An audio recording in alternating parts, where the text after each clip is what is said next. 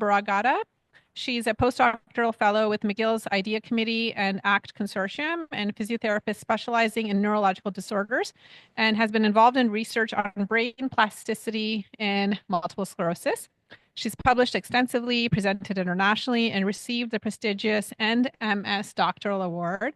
And she aspires to become a clinician scientist and health policymaker with the WHO. And I've seen her speak at ACT, and she's excellent. So we look forward to that part of the talk. Diego Herrera, who we all know is the EDI specialist at the RI. He has 16 years of experience in research and practice and has worked with Indigenous peoples, women, displaced populations, and youth across 7 countries. He's had roles at the University of Ottawa, the UN, and Center for International Studies and Cooperation in Canada, and he holds a PhD in International Communication and Development.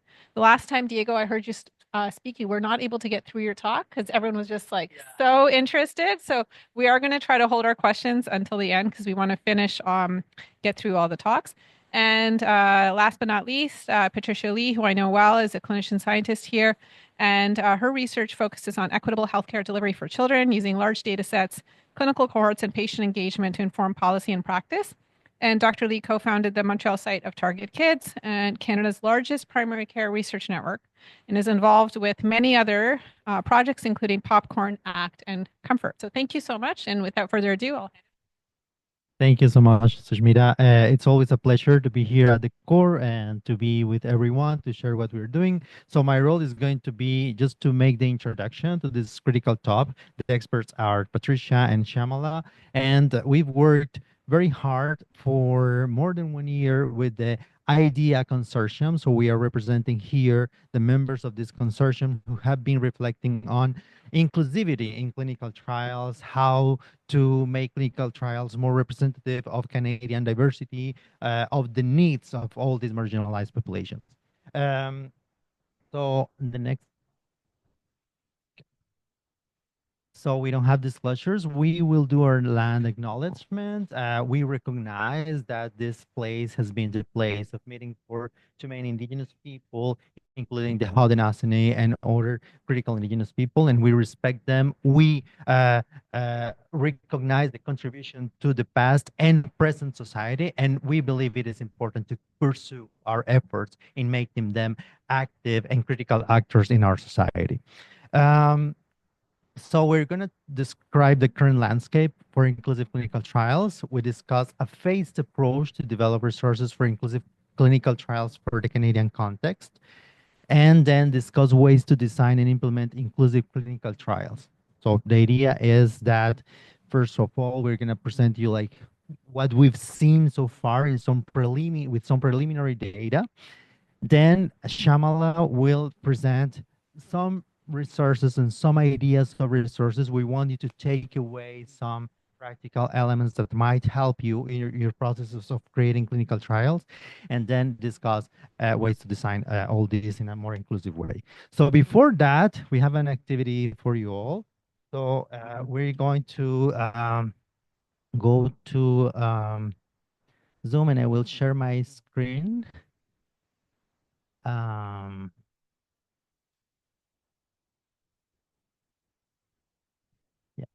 Okay. This is it.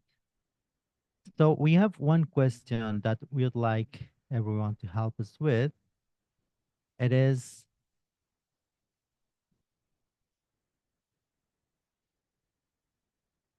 why is it important to ensure clinical trials are inclusive of diverse populations? And you can go to this link there, paul.ev, and or scan the QR code, or just tell us in one word why you think it is important to ensure clinical trials are inclusive of diverse population. We'll give you 2 minutes. Yeah, does it work? Okay, perfect. Excellent. Excellent. Okay, so we see the word representation quite bold here. Condition, useful, healthcare, people, truly affected interventions. Okay. The bolder word is representation. Okay. Okay, Sushmita. We can hear you. Yeah, you wanted to answer? Ah, you did already. Ah, okay, okay. Scientific availability. Good.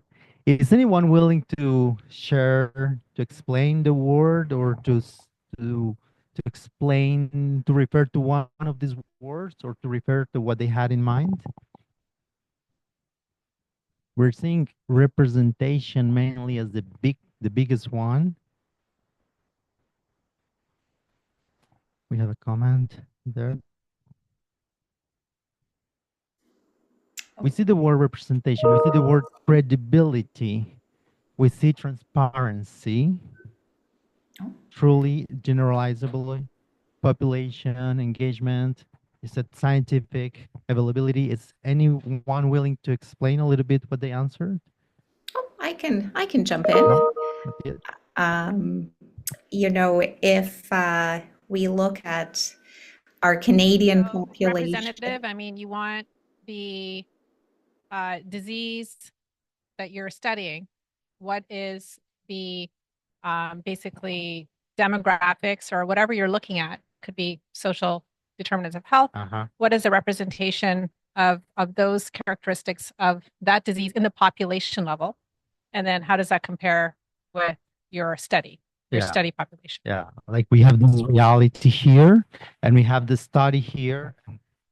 How can we really mirror one with the other? How can we really create harmonizing, studies that reflect this reality, right? So there's an issue with representation. There's an issue with transparency, right? We're talking about being ethical in the work we do, how transparent we are.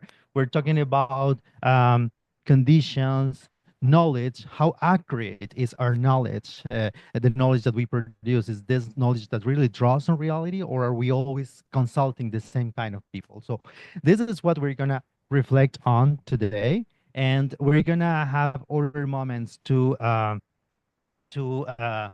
inquire your opinions or your views on this. I don't know if anyone we can pursue and see the order company. Yeah, that's it. Perfect. So I'll share.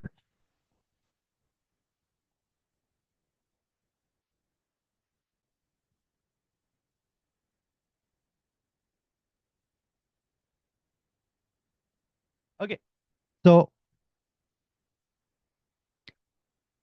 so let's just keep in mind the words that we just saw: transparency, population, knowledge, representation.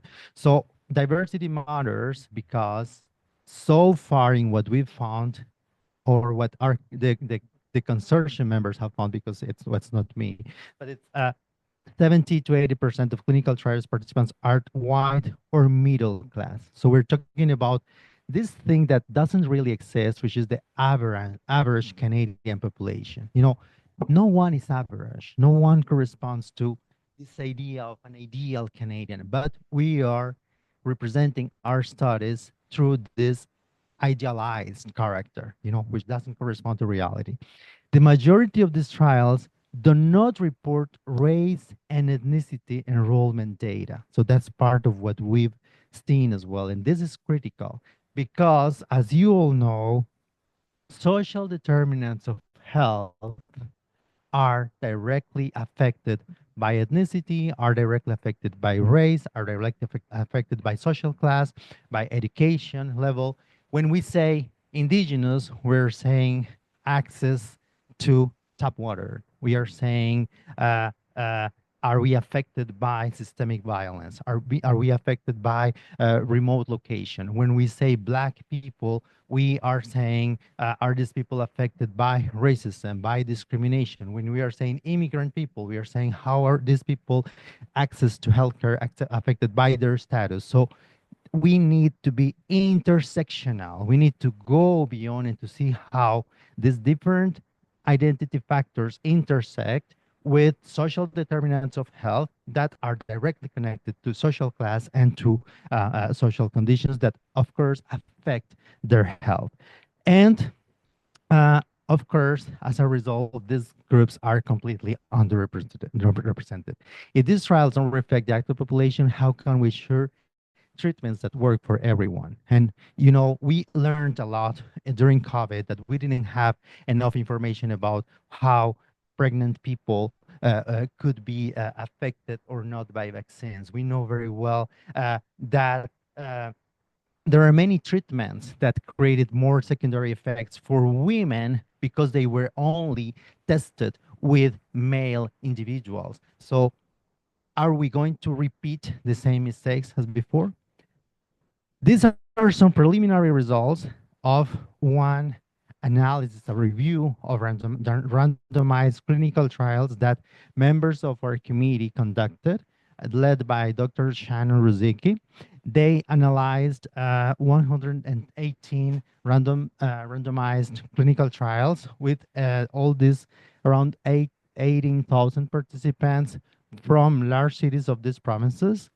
89 reported sex, so sex is still quite present in clinical trials. Only 10% reported gender. This is interesting.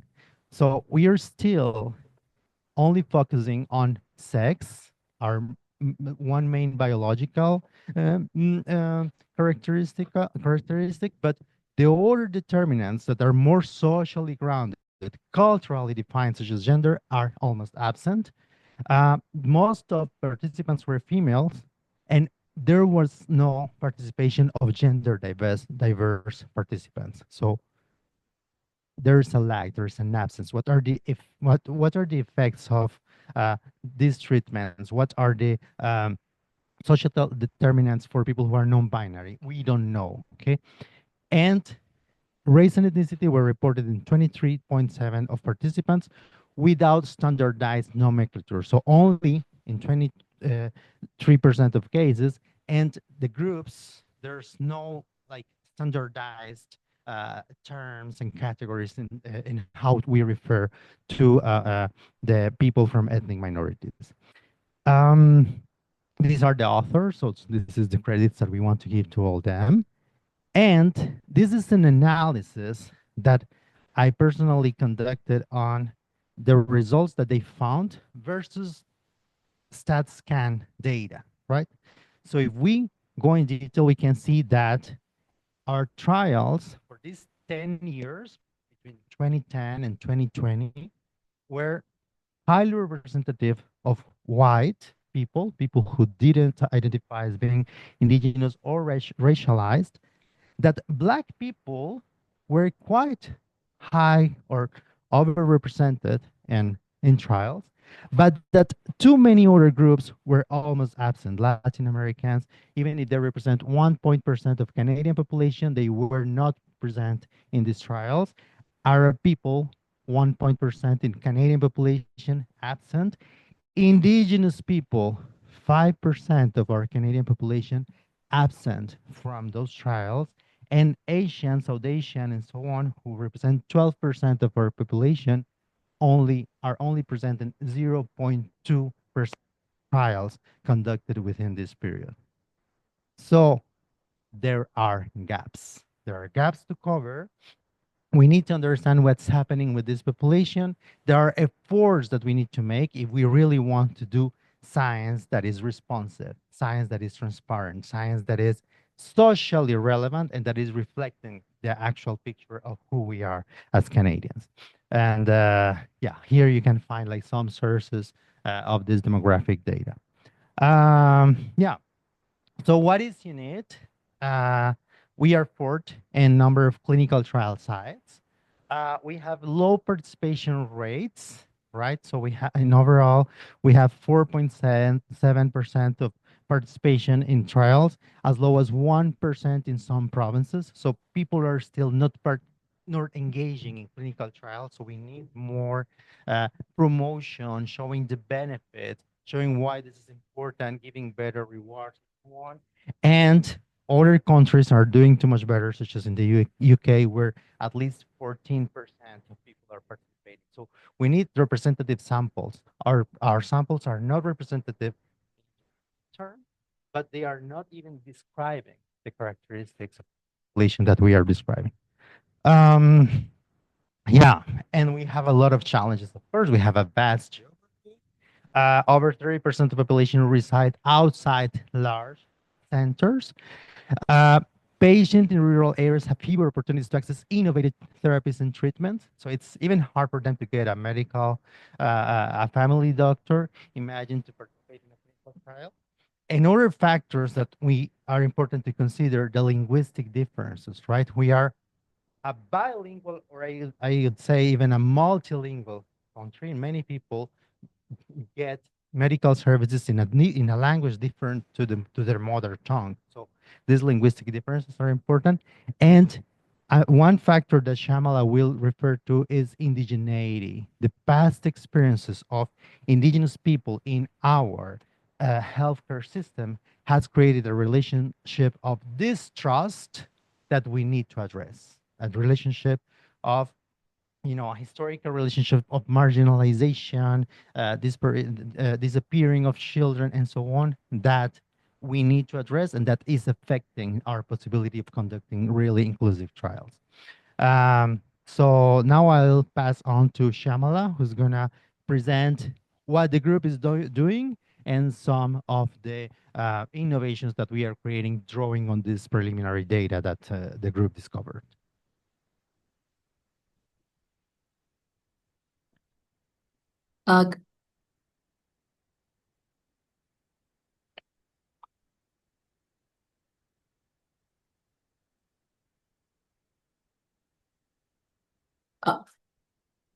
Hope you can hear me.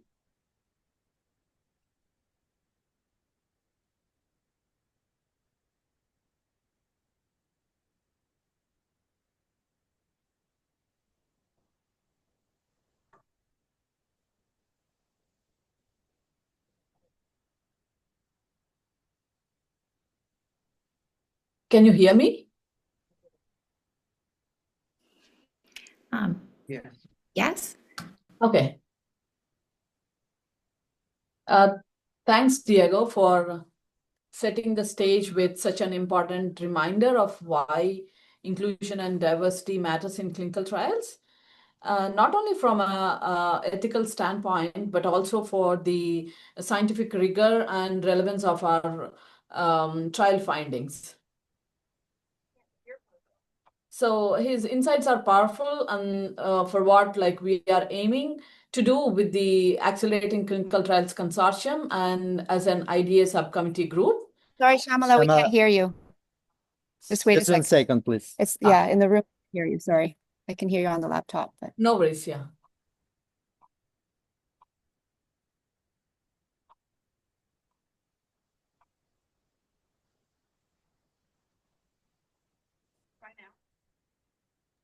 try now. Go ahead, Syamala.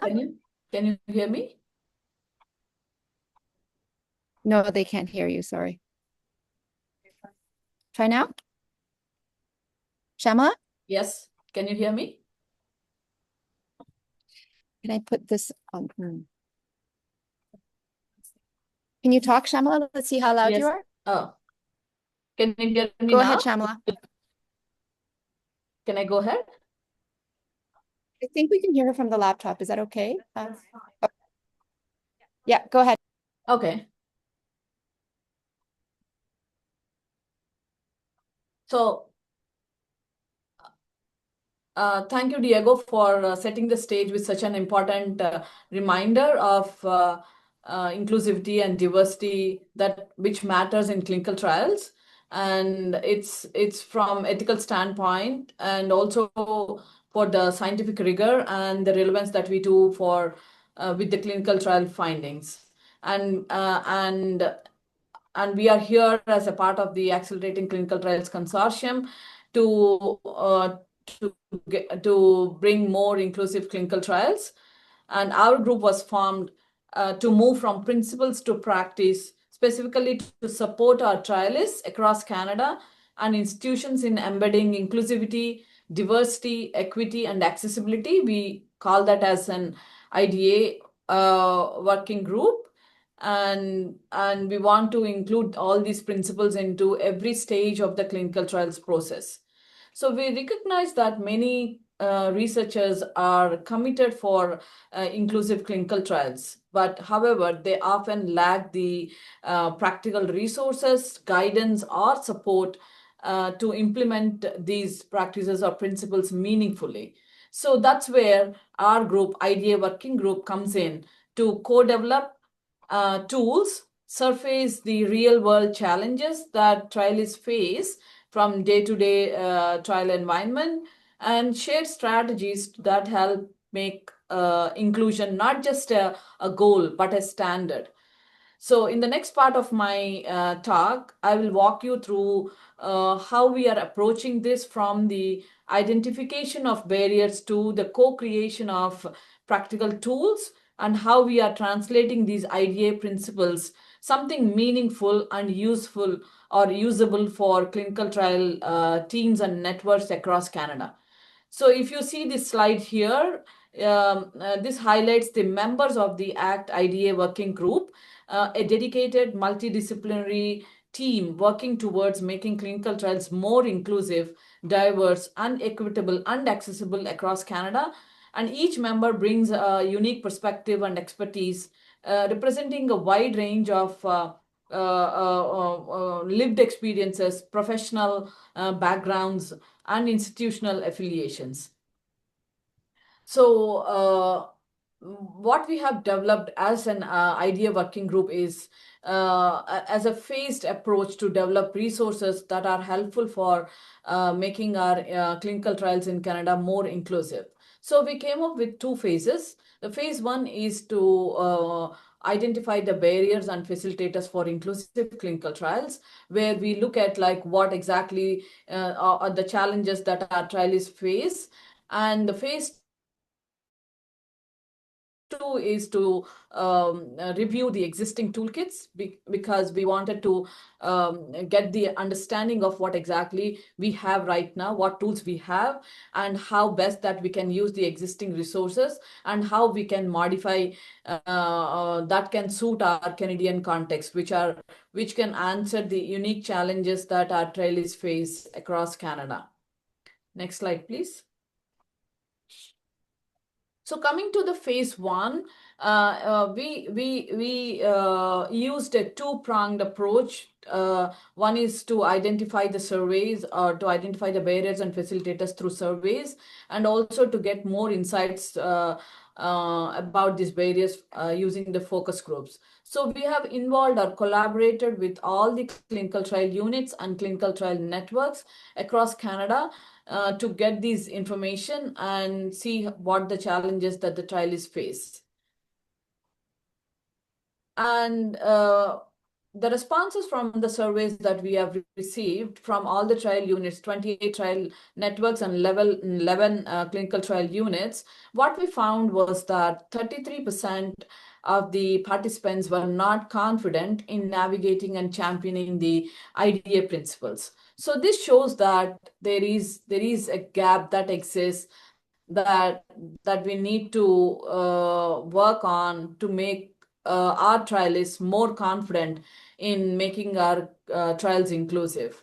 And also we found that the 50% of the participants or the institutions or the networks don't have established IDA policies or practices in place. So that gives us the sense like there is a need for capacity building, and that can help our trialists in the long run. And 77% of the participants are interested in receiving the assistance to get help to establish these policies.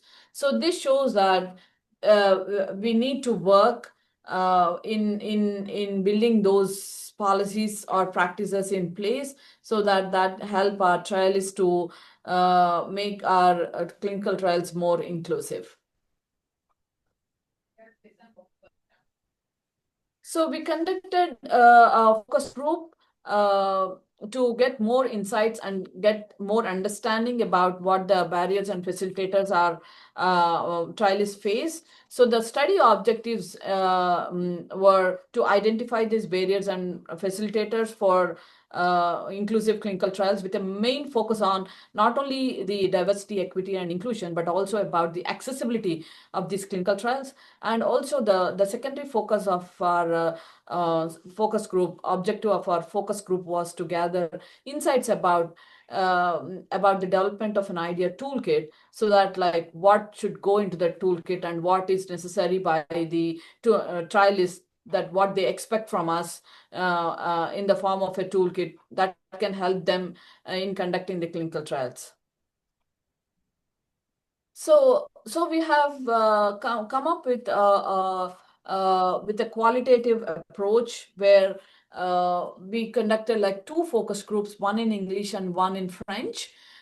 We would like to include the language inclusion, so we conducted in two languages, and we have included all the participants from different roles in the trials that they perform, like for example, like patient partners, research team members, research assistants, principal investigators, and we have also included underrepresented groups such as indigenous, so that their voice is heard. And we have developed a structured guide for data collection, so that like we are asking what we wanted to ask, and we want to know what exactly or what the challenges that the trialists face. Next slide, please. And we made the structure of the focus group in 3 different parts. The first part focused on understanding the barriers and facilitators, and the second part focused on the strategies that they have implemented or they have followed to improve inclusive clinical trials, or their suggestions for improving inclusive clinical trials. And the third part mainly focused on what is their perception about developing a toolkit that can help them run the clinical trials. So we have analyzed the focus group results using the audio files using NVO software, and we have coded those 3 parts separately, so that we get the insights about each different area of the focus that we had. And we also developed the themes based on the information that we got from the participants. And here is the information about the participants' characteristics. If you see in the table, there are different roles that the participants had, right from PIs to directors and policy or funding, and then research assistants, patient partners, and they have been from different locations or different areas from Canada, right from east to west. And then we have different race and ethnicity being considered. So this shows that we have followed an iterative process of involving everyone and their voices are being heard in our focus groups. Next slide, please.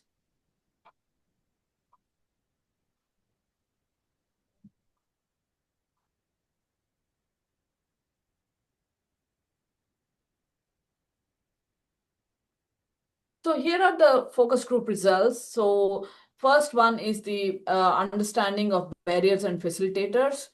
And as I said, it's about the strategies. And then the third part is about the perception of developing a toolkit. Next slide, please. So we have identified some of the important barriers that the participants have mentioned. The first and foremost is the lack of trust. Lack of knowledge is also another barrier, and language and communication barriers. There are logistical barriers in conducting the clinical trials as well as being involved in clinical trials, and challenges related to regulatory processes like ethical review boards, and study burden itself is one of the challenges that participants has mentioned. Coming to the first and foremost important challenge that we found was the lack of trust. So if you see the quote here, it was mentioned, participants mentioned that the trust is not there. Historically, it was broken, and it was broken a long time ago. And this shows that in-depth our main important area that we need to focus as a trialist before getting participants recruitment. The next important challenge or the barrier was the lack of knowledge. So here we have like two pieces that was mentioned by one of the participants was that the health education was not there. So there is an gap that we need to educate the participants about what's going on with the trial, or what's going on with the education or about the clinical trials. And also they may not be in a plain language. So it's also a language component that we need to consider when making people understand, or participants understand about the clinical trial that you're conducting. And another barrier that was mentioned was language and communication barriers. Here, if we look at the language and communication, it's not just the language that you use to make participants understand about the trial, but it's also about explaining these studies in a language that they are able to understand and make a decision of being in or out of your trial. The next barrier is the logistical challenges. So here we have like most importantly, participants talked about we don't have proper space to do our studies. And this shows that the space that we have may not include every individual. For example, we don't have sometimes spaces to include participants with disabilities. So this is one of the barriers that the participants have mentioned. And they also mentioned that it's a lot of work going on in urban areas, and there is a lot of them reside in rural areas, which refrain them to come to urban areas and research centers to participate in clinical trials. So this is also an important barrier that has been mentioned by one of our participants. Next, come to the regulatory challenges that they mentioned that it's a sort of like the documentation process that's required, or an ethical approval process that takes time, or if you want to have like satellite sites. So it's a sort of like regulatory affairs that's refrain them to have a decentralized trials, because they ask for an accreditation process. So this is sort of a quote that has been mentioned by one of our participants, saying that it's a challenge that needs to be considered. Next challenge is the study burden itself. So if we see here, we have like two important issues that's been mentioned. It's like a gatekeeper. So physicians who wanted to be involved in the clinical trials, and then they are like gatekeepers, having a more inclusion and exclusion criteria. And also sometimes the research coordinators or the nurse coordinators who felt that they're going to burden the participants, so that they or the patient's family, so that they act as a gatekeepers. So the sort of barriers are being mentioned by our participants. Next, we found that some of the facilitators, it's an important area that we focused on to know what are the facilitators. Like community engagement. It's most important, like when you start your trial, it's important that you go into the community and have an engagement, so that like you explain them, so that you overcome the barrier of lack of knowledge and gain the trust and involve them in your clinical trials. And another facilitator is a cultural representation in outreach and recruitment. So for example, recruiting underrepresented populations like indigenous, Black communities, or people with color. So there should be a cultural representation, and having multilingual research materials is also one of the facilitators that they mentioned that can help for more inclusive clinical trials. And having protocols which are patient-centered or participant-centered protocols, and having logistics that can help bringing the participants to the research labs, or sometimes you need to go to the participants if they are not able to come to your lab. So this is a sort of an facilitator that has been mentioned, and also the study or trial information, giving them the information about what the trial is about, how it's going to be conducted, and what are the results will be, and how the results will be given back to the patients. So sort of all this information also helps to improve inclusive clinical trials. And the next part is strategies for improving. So these are some of the strategies that we have come up with. Like, as I mentioned, it can be either for recruitment or for retention. So community partnerships, strong community partnerships help to increase the retention as well. And people in the community becomes the advocates for your trial. Cultural competency trainings, I would say culturally sensitive or safety training that we have, so that we gain the trust of the participants and underrepresented populations. And we have the funds and resources for making more trials, or making more avenues for including or involving diverse populations, and also building trust and increasing accessibility and flexibility for participants to be involved in your trials. And also, one of the surprising finding that we found was that trialists are looking for industry support for getting these strategies to be implemented, because it takes time, it takes resources. So industry supports such as like support from companies or the biotech and pharma companies where they are initiating the trials, and also the support from the Accelerating Clinical Trials Consortium, where it is playing a major role in making our trials more inclusive or getting more trials for Canada, which is to be appreciated. And also targeted outreach approaches are really important for making our trials more inclusive and increasing the recruitment as well as the retention of the participants. Next slide, please. And the third one we focused on was to get the perception about how our toolkit should be, because based on these two approaches or two phases, we wanted to develop a toolkit that can help our trialists to be equipped with the resources and strategies. So we asked our focus group participants to see like what exactly they wanted in the toolkit. So they mentioned that they want the strategies for recruitment and partnership strategies, such as how we can budget for patient engagement, how we can have a flexible payment options, how we can have a recruitment strategies developed right from the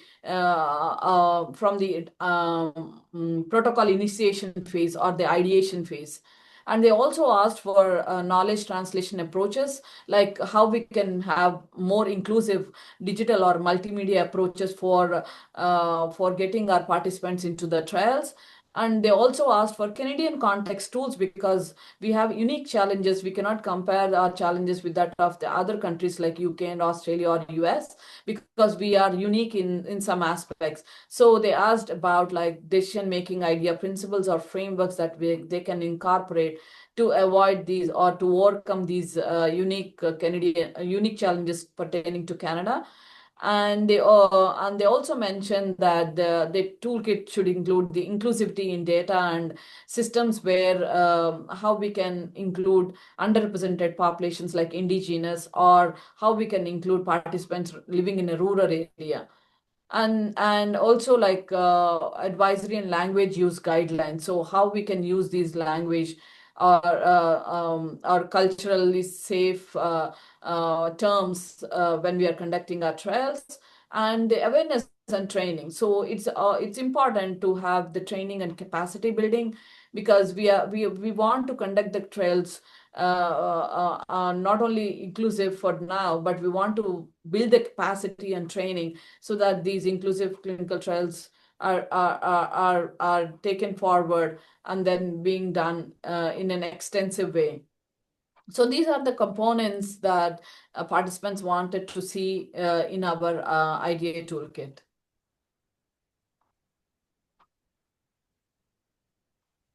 So based on these two approaches, we are planning to get or come up with an toolkit that can help our trialists to conduct more inclusive clinical trials in Canada. Next slide, please.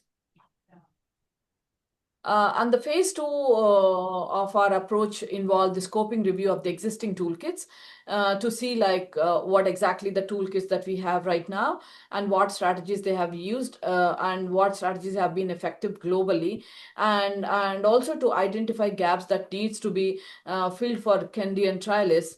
So this scoping review, what we found was that there are no many toolkits that can help our Canadian trialists, and we need to address these gaps in our toolkit that we plan to develop.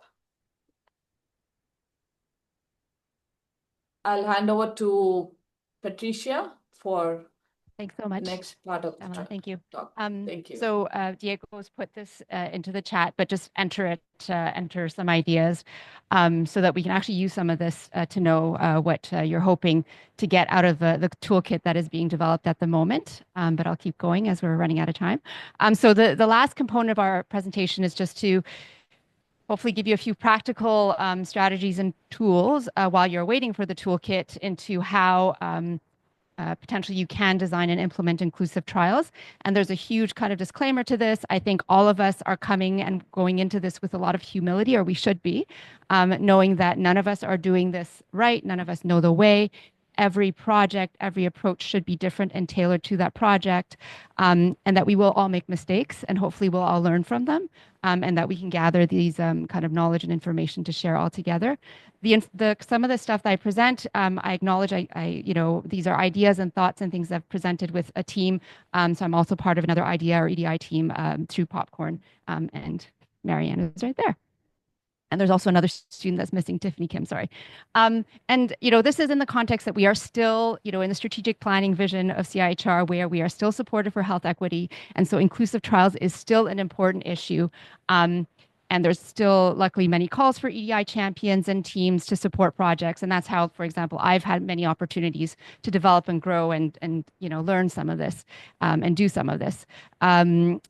But at the same time, we have to be sure that we're not just doing this as a checkbox, that there's a lot of intentionality, there's a lot of reflection, and what are my values and what do I actually hope to achieve through the idea of inclusive trials. And so stepping back a little bit, it has to do with obviously our positionality and our kind of recognizing where we are in terms of our wheel of power privilege.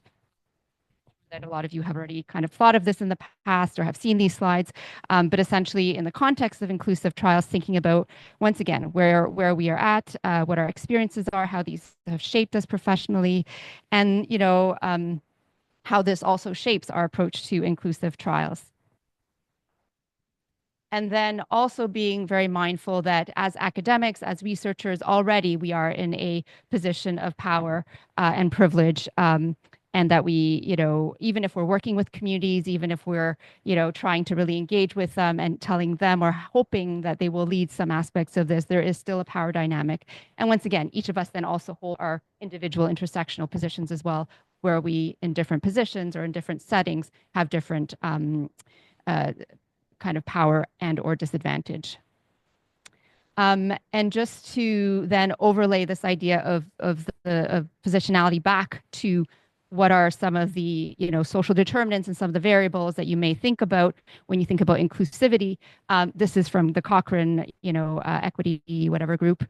So these are some of the Progress Plus factors that you might consider, and in a more Indigenous kind of a way to look at it would be the social determinants in Indigenous health, which is it's called Aboriginal health, from a model from Margaret Greenwood and also the author Lopi there. And so now I'll go on to, okay, so we have this in our background. So let's think about what does exist out there. Like I said, this is a work in progress. And Syamala has been working hard on kind of the scoping review and putting everything together and formulating the toolkit. But there's actually a lot out there already. So then it's like, why do we need it for Canada? I think Diego mentioned a few reasons why, in terms of our, Indigenous communities that are the Indigenous communities that are, different and not existent in the UK or Canada. Thinking about also the language issue, which is very different, and health insurance, other aspects aspects. So once again, these are things that are out there from, so the one on the top left corner is from, it's the multi-regional clinical trials group for Brigham and Women's Hospital in Harvard. We've got a bunch of stuff from the UK. And then in Canada, you know, we also do have like specific networks like the Canadian Cancer Clinical Trials Network that has an EDI framework for trials. But we're hoping to put all this together and be able to offer it to the ACT community and to trialists in Canada. So using all of those kind of sources, I've tried to put everything together for the presentation today. By no means is this comprehensive, but it is at the same time a lot of key considerations at the kind of 4, you know, potential stages of your trial, being in the pre-trial, you know, protocol and planning stage, to the startup, to the maintenance, to the closeout. And as you could see, you know, throughout, community engagement, I think, is really encouraged. But there's different types of community engagement that we'll kind of and allude to. And where was I going with this? And other kind of key principle or guiding kind of questions that come from one of the UK resources as you're going into designing your trial, really remembering or thinking about considering the historical context and the structural inequalities and how they impact your research, or how they impact those who are involved in research, and how do you then navigate these issues, looking at your objectives and thinking about how inclusivity and equity may, you know, relate to it or not. You know, maybe it's not an issue, and so, you know, you don't have to think so hard about it, but there usually is something to do with kind of underrepresented groups. And then looking at the sites, data analysis, you know, dissemination, budgeting. And then also key to this is also thinking about how, you know, how can this work actually cause harm? So me wanting to be inclusive, you know, can I cause harm? And yes, you can, right? We've got a lot of historical context to that. I'm a pediatrician, so we talk a lot about, you know, the nutritional studies and experiments that were done in Indigenous children in the 1940s and 1950s, where we harmed them and, you know, put them through kind of basically starvation and malnutrition to see what happens. And then that informed our Canada Food Guide. And therefore, there's a lot of intergenerational and kind of consequential effects to this day from this work. And then we, you know, obviously also don't want to research on, but we'd rather research with communities. You know, going in and parachuting and conducting research without really giving back to the community is also a major issue. You know, if we're looking at data and analyzing it without really critically having that lens of understanding and interpreting it from a, you know, structural determinant kind of framework, that can also be very harmful and cause further exacerbations and further create more mistrust and more harm and less participation and for our future trials. So I'll go through each of these one at a time as much as I can. Yeah, okay. So first, the piece about community engagement throughout, as you may have seen this before, there's different levels of it. I don't think that every single, you know, trial is realistically going to have shared leadership with communities that are involved, but that would be the ultimate outcome of, you know, or the ultimate kind of ideal. But it could just be, you know, starting from a bit of outreach to consulting to really involving, collaborating, and then partnership and leadership at the end of it. And like I said, throughout the research process would be ideal, and recognizing that every community, you can't just get one patient partner and say, look, they are representing that community. Communities are different. They are not monoliths. And that within each community, within each individual, there's also all these intersections that come at play. And same thing, thinking about it in terms of our Indigenous communities in Canada, which are hundreds when we talk about First Nations, Métis, and Inuit. And so, was there anything else? No. And so I'm going to just, go into the protocol and planning, looking at inclusive protocols. These are some kind of considerations to think about when we talk about inclusive protocols. So eligibility criteria, you know, how have eligibility traditionally excluded people from rural regions, excluded people who are a certain age, certain language, certain ability, trying to mitigate these discriminatory biases, having protocols that are culturally appropriate and accessible. And I think that's an important component. And I forgot to mention that a lot of these issues address what Syamala was talking about that were barriers and kind of desires or whatever of our clinical trialists. But thinking about ways to recruit families and families, participants at where they're at, right? Not everybody in their healthcare journey is ready for participating in a trial right now, but let's, create that relationship, let's create that trust and find a time and place when it's possible and make it accessible. Various ways of recruitment, various ways of participation, diminishing what is it called? Kind of burden of study, visits and things like that. Data collection measures and tools. It's important to review these with your participants to ensure that, and pilot them to ensure that they're appropriate. But also when we're talking about health equity data collection, down here I have some resources of some of the data collection tools. So the first one is a pediatric one that was published by the hospitalist group in the US, basically, outlining some of the, baseline demographics that we think are important and also how to ask them. The second one is actually from the Canadian Critical Care Trials Group, and they have kind of tools and different formats that they propose, and then the MRCT Trials Toolkit. Communication strategy. So that was one of the things that was also identified by participants in terms of, being able to speak and address multilingual participants. One of the ways that we've done it in our studies is that we do have multilingual RAs, which can be kind of sounding overwhelming. I can't hire 10 or 20 RAs, but you kind of can, because so we hire a lot of people on part-time and as needed basis.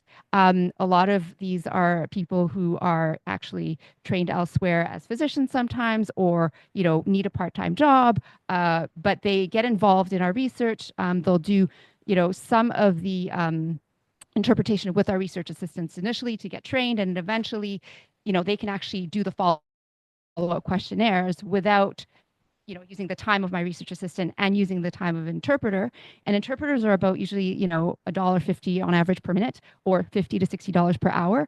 Whereas your research assistant, multilingual research assistant, could be more beneficial, once again, in terms of your budget and also knowledge and experience with your research study. And so we leverage that with kind of other team members and other networks and other projects. So it's not just your research assistants, it's kind of everybody's that you work together to share these resources. Because interpretation, translation, and considerations of health literacy can be costly. There are templates out there, how to integrate interpreters, how to interact, things like that. And so I think going to those guidelines is important. Decentralizing trial methods, so going into the communities. And I read from the participants, that's one of the issues. They go into the communities, but then they have all these other issues that come to play in terms of accrediting their sites. But once again, this is one way to be more inclusive, and so good for them for trying and for doing it, right? And then other non-traditional trial methods, having partial participation, or asking them, can we contact you in the future so we can include you in future studies? The idea of trust is a big one, and I think that's one thing that can really help kind of move trials forward. This is one of the resources that's given, that's available from the Canadian Cancer Clinical Trials Network. Budget is another aspect, and you just have to make sure that you have a budget for doing inclusive trials and accounting for things that may come up.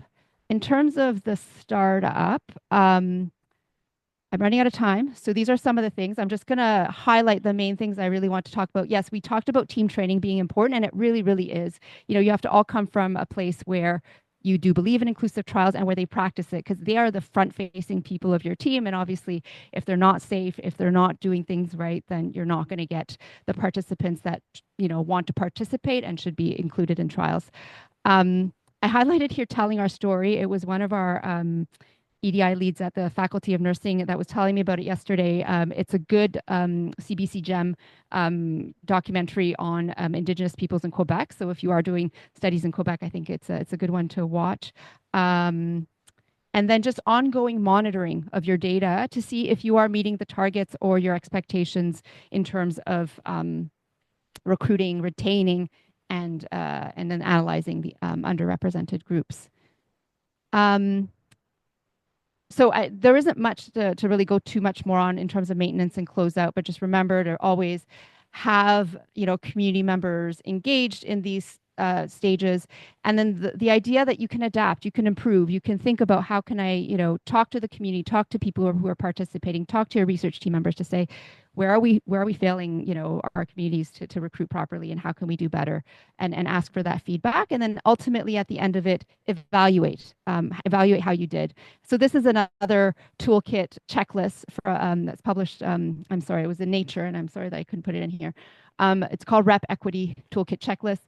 But it, so these are things that you should have planned for. But then at the end of your study, how have these things been considered, and how have you performed for these measures? We wanted to just get a little idea of how others have succeeded with inclusive trial representation. If you can out there, enter it in the chat. But otherwise, some of the key summary points was just to say that approaching inclusive trials should be done with thought, reflection, and acknowledging positionality, engaging with appropriate communities and partners in the whole kind of trajectory of design, implementation, knowledge mobilization. It does pay, like it really is beneficial to diversify and train a team to support cultural safety and accessibility of your trial. And there are resources out there, but the IDEA team of ACT will also be creating something to support the trialists that are part of our network. And then this is just going to be an existential or whatever question. Yeah. And I think that's it. Thank you.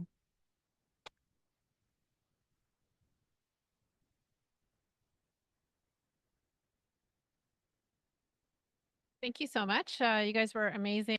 A lot. I think, we're at 1, but if everyone's okay just to stay for another 5 to 10 minutes and we can just take questions. There's just so much here to discuss. I think you could have probably another hour of discussion, but anyone have questions here in the room?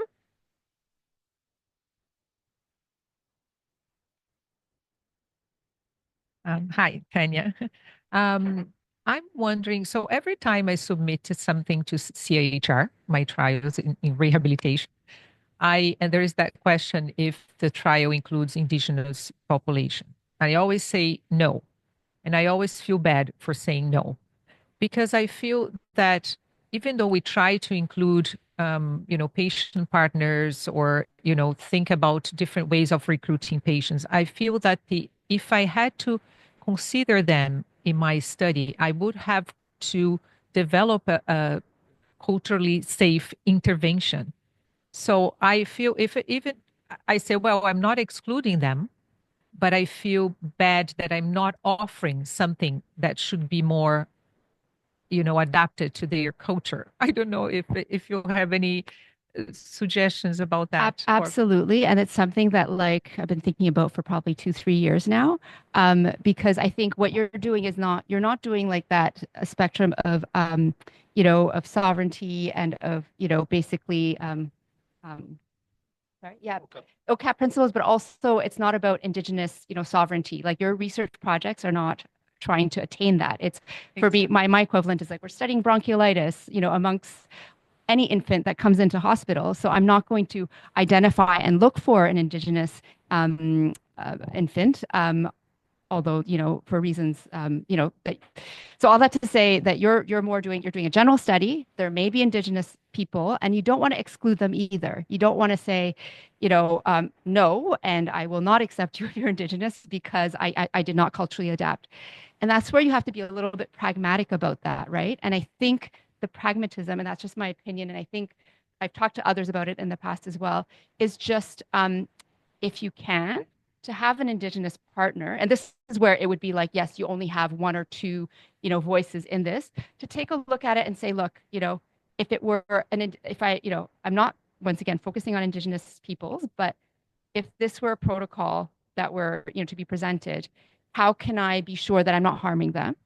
And how, and like I said, it's not that you're actively seeking them, but so you kind of have to, decide how much change or how much, not deviation, how much change to your protocol adjustments and cultural adaptation you will do for Indigenous peoples.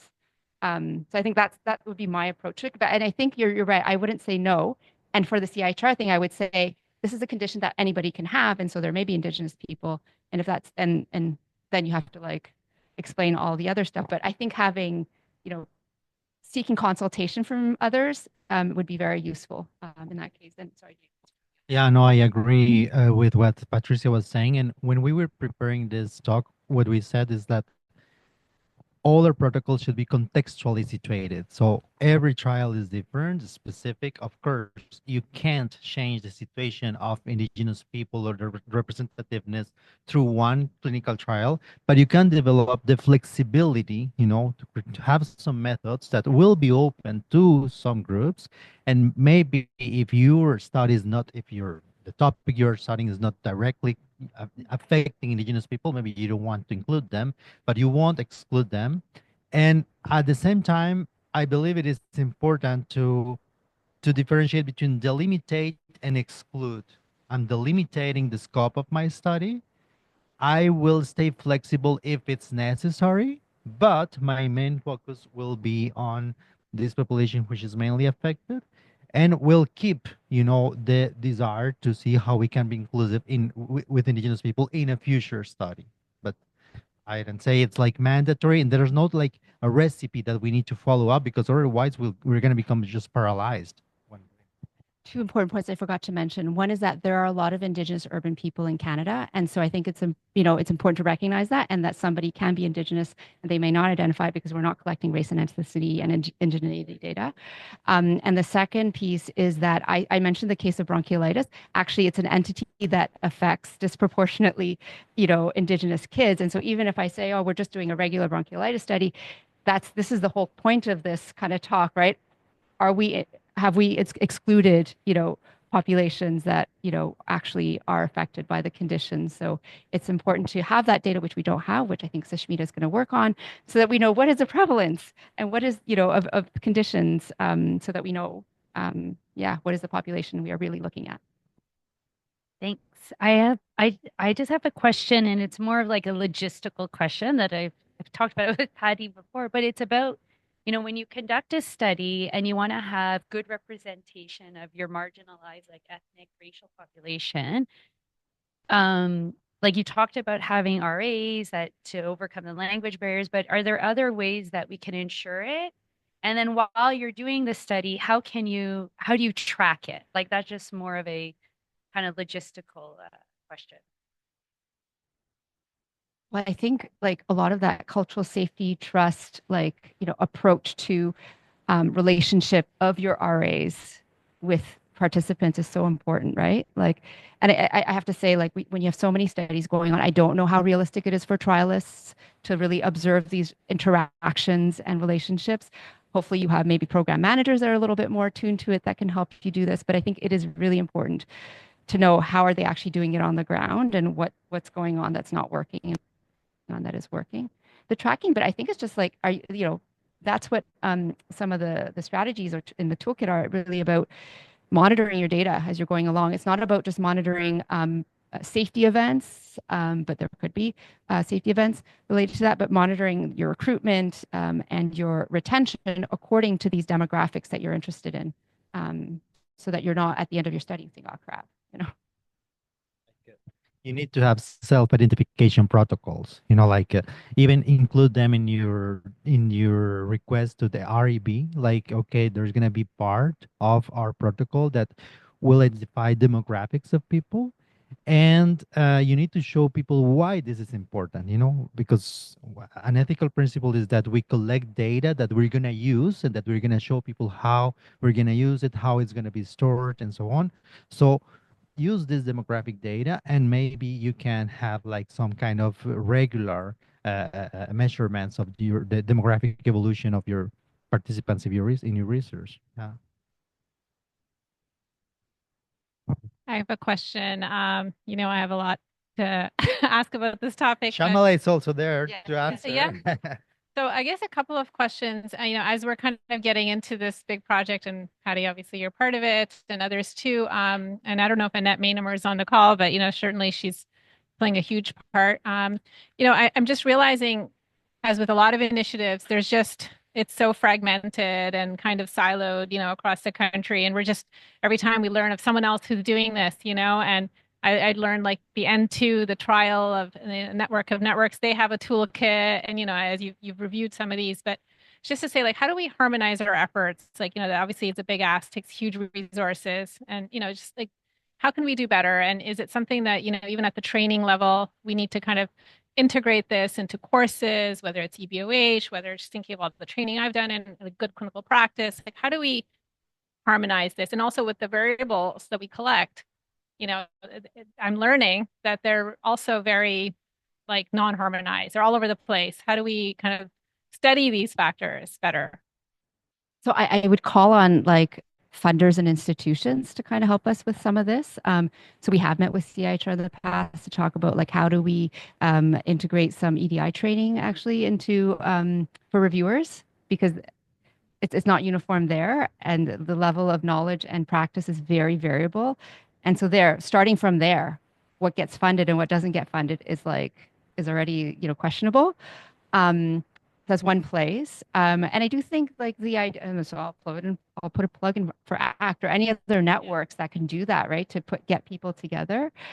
We've been lucky in our popcorn kind of team. We've been doing anti-oppressive kind of anti-discriminatory research training that we've been able to implement in our network, but then we've also kind of gone out to other research networks. So that's like another thing that can happen. And otherwise, any other?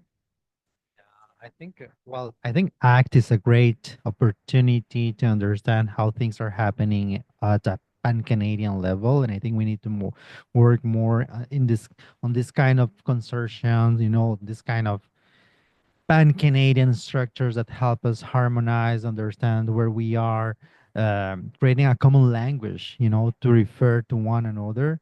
And yeah, just working interinstitutionally, interprovincially, interculturally to see how we better understand to one another and how we harmonize our protocols and where we understand what others have done. Yeah, because you're right. Maybe there are too many things that were there. How can we maximize what's been done? Yeah, it's a great question. And I think it's a great future phase even for this project.